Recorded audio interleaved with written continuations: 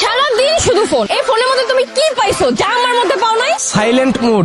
Silent mode মানে? আমার এই ফোনটার ভিতরে সাইলেন্ট মুড নামের একটা অপশন আছে। এই মুডটা অন করলে ও থাইমা যায়, ওরা আমি থামায় রাখতে পারি। কিন্তু তোমার ভিতর তো কোনো সাইলেন্ট মুড নাই, আমি তো তোমার থামায় রাখতে পারি না। বলতে পারবা কোনো বিষয় এখন পর্যন্ত তোমার চুপ রাখতে পারছি? মুন্না, ফাইজলামি না করে তুমি সিরিয়াসলি বলো তুমি কি চাও? ফোন। এই ফোন যে করতেছো, ফোনের মধ্যে কি পাইছো তুমি? Memory card. মেমোরি কার্ড মানে? এই ফোনটার ভিতরে একটা মেমোরি কার্ড আছে। এই মেমোরি কার্ডটা আমি যে কোনো মুহূর্তে ফরম্যাট মারতে পারি। ওর ভিতরে পিছনের যত স্মৃতি, যত ইনফরমেশন আছে 1 সেকেন্ডে ডিলিট করা সম্ভব। কিন্তু তোমার ভিতরে তো ফরম্যাট মারার কোনো সিস্টেম নাই। তোমার ভিতরে আমারে নিয়ে যত স্মৃতি, যত ইনফরমেশন আছে সব তো নেগেটিভ। যার ফলে কি দাঁড়ায়, যখনই আমাদের মধ্যে কোনো ঝগড়া হয়, তুমি তোমার ভিতরে থাকা যত স্মৃতি, যত ইনফরমেশন আছে ওগুলা তুলো, ইতিহাস বানায় ফেলাও। আমার সাথে ঝগড়া করে আমাদের সম্পর্কটার ভিতর অশান্তি বানায় ফেলাও। তোমার আমি আবার রাখতাম যদি তোমার ফরম্যাট মারা যেত।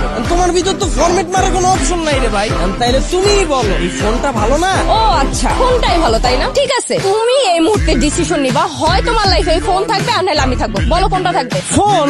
এই এত যে ফোন করতেছো, কি পাইছো তুমি ফোনের মধ্যে? হ্যাঁ, ফ্ল্যাশ লাইট। ফ্ল্যাশ লাইট মানে? দাঁড়াও দেখাইতেছি। এই যে দেখো, আমার এই ফোনটার ভিতরে একটা ফ্ল্যাশ লাইট আছে। তোমার সাথে রিলেশনে আসার পর থেকে আমার লাইফটা তো অন্ধকার হয়ে গেছে। And তোমার ভিতরে তো কোনো ফ্ল্যাশ লাইট নাই, আমি যে একটু আশার আলো দেখবো। কিন্তু ওর ভিতরে একটা ফ্ল্যাশ লাইট আছে। তোমার সাথে রিলেশনে যাওয়ার পর থেকে একদিকে আমার খরচা বাড়ছে, আরেকদিকে আতঙ্ক বাড়ছে। আতঙ্ক মানে? কিসের আতঙ্ক? তুমি আতঙ্ক বুঝো না। তোমার সাথে রিলেশন করার পর থেকে আমি তো প্রতি মুহূর্তে আতঙ্কে থাকি। এত কষ্ট করে এটারে পড়াইলাম, এত খরচা করে পাল্টাছি, কেডা না আবার ভাগ বসায় দেয়। And তোমার ভিতর তো পাসওয়ার্ড সেট করার সিস্টেম নাই। আমার এই ফোনটার ভিতরে একটা ফেস লক আছে। আমি যতক্ষণ পর্যন্ত ওর সামনে না আসুক ততক্ষণ পর্যন্ত ওর মনের দরজা খুলবো না। তোমারে দিয়ে তো আমি ভরসা পাইতাছি না। কার সামনে কখন আবার মনের দরজা খুলে বয়ে থাকবো আমি তো গ্যারান্টি পাই না রে ভাই। কারণ তুমিই কও কোনটা বেটার, তুমি নাকি ফোন? ঠিক আছে, আমি না বুঝতে পারছি, তুমি তোমার এই ফোনটা নিয়ে থাকো, এটাই তোমার জন্য খুব ভালো হয়। না, আমি ওরে নিয়ে কি লিয়ে থাকবো? 2 দিন পর 16 Pro Max বেরিতেছে, আমি ওরে নিয়ে থাকবো।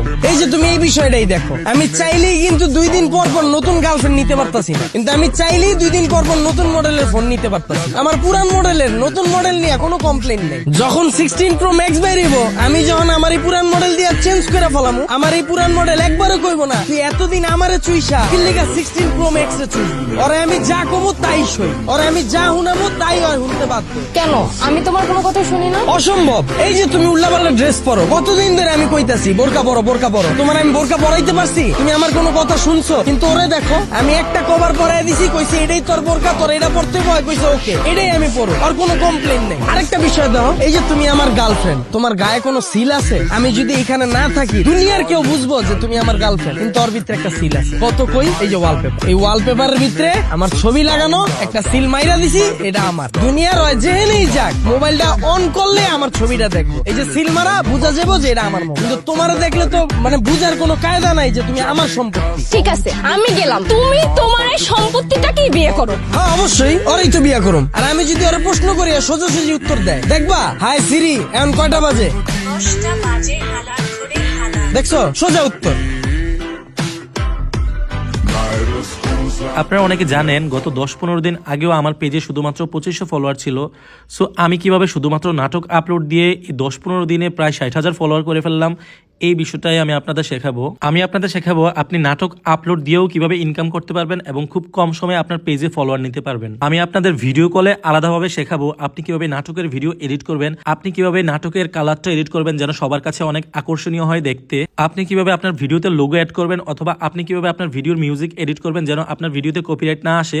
এই সকল কিছু জানতে আমাকে ইনবক্স করুন। অবশ্যই এটা পেড সার্ভিস। আমি যখন আপনাদেরকে সময় দেব, আপনাদেরও উচিত আমার সেই সময়ের মূল্য দেয়া। ধন্যবাদ।